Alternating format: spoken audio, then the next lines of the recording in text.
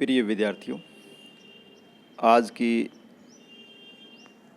इस कक्षा में हम बीए प्रथम वर्ष विषय राजनीति विज्ञान प्रश्न पत्र राजनीति विज्ञान के मूल आधार के अंतर्गत आज का हमारा अध्ययन का टॉपिक है अधिकारों का वैधानिक या कानूनी सिद्धांत।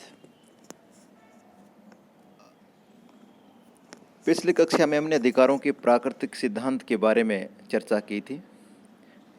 इस कक्षा में हम अधिकारों के वैधानिक या कानूनी सिद्धांत के विभिन्न पक्षों के बारे में जानेंगे।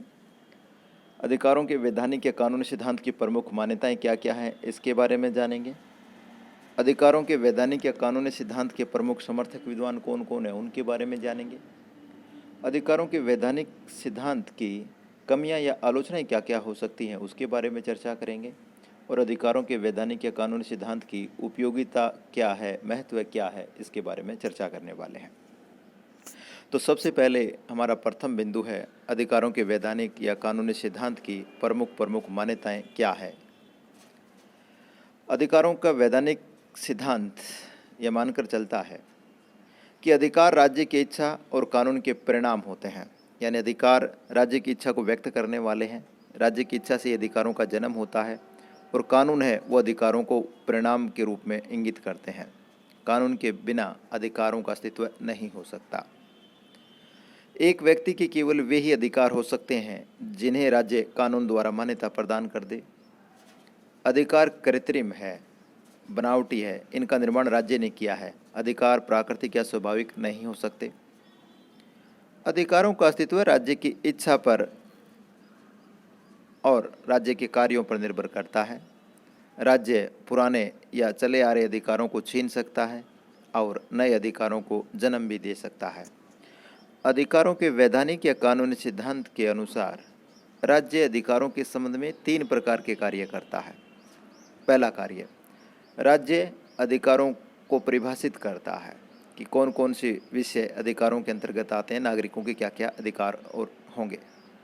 दूसरी बात, राज्य अधिकारों की सीमाएं निर्धारित करता है या उन बातों का उल्लेख करता है, उन पक्षों को बतलाता है कि राज्य किन किन कार्यों के संबंध में नागरिकों के अधिकारों को सीमित कर सकता है, उन पर प्रतिबंध लगा सकता है, उन पर युक्ति संगत बंधन लगाए जा सकते हैं।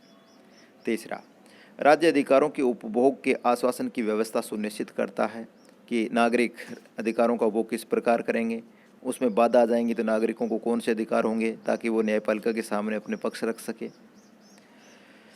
अधिकारों पर राज्य हित व जनहित में उचित प्रतिबंध लगाए जा सकते हैं।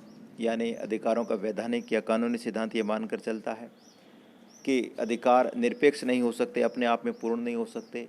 अधिकारों पर राज्य हित में, राष्ट्र हित में, जनसाधारण के हित में युक्ति संगत प्रतिबंध लगाए जा सकते हैं। अधिकारों को सीमित किया जा सकता है।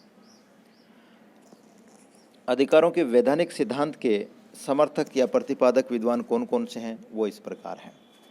जर्मी Bentham, John Austin, Thomas Hobbes, Holland आदि अधिकारों के वैधानिक या कानूनी सिद्धांत के समर्थक और प्रतिपादक विद्वान हैं। अधिकारों के वैधानिक या कानूनी सिद्धांत की आलोचना के कौन कौन से पक्ष हो सकते हैं, वो इस प्रकार है। पहली आलोचना, नंबर 1, राज्य के आदेश या कानून अधिकारों का निर्माण नहीं करते। राज्य तो केवल समाज द्वारा स्वीकृत अधिकारों या नैतिक मूल्यों को अधिकार के रूप में मान्यता प्रदान करने का काम करता है। जो बात समाज में जनसाधारण द्वारा स्वीकृत नहीं हो, उस बात को राज्य अधिकार का दर्जा नहीं दे सकता। दूसरी आलोचना, अधिकारों का वैधानिक सिद्धांत अधिकारों का एकमात्र राज्य को ही सृजनकर्ता मानता है, राज्य को ही सृजनशील मानता है कि अधिकार राज्य द्वारा ही बनाए जा सकते हैं, लेकिन वास्तव में ऐसा नहीं है। अगर ऐसा हम स्वीकार कर लेंगे, अधिकारों का एकमात्र सृजनकर्ता राज्य है, तो हमें इस बात को स्वीकार करना पड़ेगा, चाहे अप्रत्यक्ष रूप से ही, कि राज्य एकमात्र सृजन करता है तो वो जैसा चाहे वैसा कर सकता है। राज्य निरंकुश हो सकता है, स्वेच्छाचारी हो सकता है। तीसरी आलोचना, कानून अधिकारों का उचित आधार नहीं है। औचित्य की भावना ही अधिकारों का आधार है। लॉर्ड ने भी कहा है, अधिकार का आधार तो औचित्य की भावना ही होती है, यानी कानून या वैधानिकता अधिकारों का एकमात्र आधार नहीं हो सकती। अधिकार उचित होने होते हैं, इसलिए समाज स्वीकार करता है, जनसाधारण स्वीकार करते हैं, और औचित्य की भावना ही अधिकारों को अधिकार के रूप में स्वीकार करने की क्षमता प्रदान करती है। अधिकारों का वैधानिक सिद्धांत पूर्णतः स्वीकार नहीं किया जा सकता, यानी जो अधिकारों का वैधानिक कानूनी सिद्धांत है वो एकदम से सही नहीं है, उसमें कुछ कमियां हैं, क्योंकि समाज की स्वीकृति के बिना अधिकारों को कानूनी दर्जे द्वारा लागू नहीं किया जा सकता।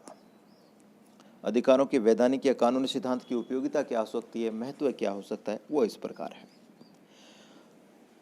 अधिकारों के वैधानिक या कानूनी सिद्धांत के अनुसार समाज में प्रचलित अच्छी परंपराओं, नैतिक मूल्यों, रीति रिवाजों को ही राज्य कानून द्वारा अधिकार का रूप प्रदान करता है और वैधानिक रूप से उन बातों को, नैतिक पक्षों को, नैतिक मूल्यों को, अच्छी परंपराओं को महत्वपूर्ण बनाता है।